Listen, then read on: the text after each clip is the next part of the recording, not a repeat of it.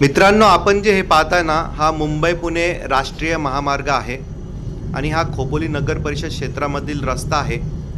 रस्त्याच्या मध्ये जे डिवायडर आहे ना, त्याच्यामध्ये हे सुशोभीकरणाचं काम MSRDCचं आहे आणि त्याच्यामध्ये जी झाडं लावली जातात ती झाडं जनावरांनी खाऊ नये अशा प्रकारची ती झाडं असतात आणि जे कार्बन उत्सर्जन होतो त्याला रोधक करण्यासाठी ही झाडं लावली जातात। समोरच्या गाडीची लाईट ही ड्रायव्हरच्या डोळ्यामध्ये रुतू नये हा त्याच्या मागचा उद्देश असतो। याचा सर्व मेंटेनन्स MSRDCने करायचा असतो। त्याच प्रकारे ही जी खांब लावलेले आहेत याच्यावर फक्त वीज लावण्यासाठी नगरपालिकेला परवानगी आहे, परंतु नगर परिषद त्याचं जाहिरात करण्यासाठी वापर करते। त्यामुळे जे वाहन चालक असतात त्यांचं ध्यान विचलित होतो आणि अपघातही होत असतात।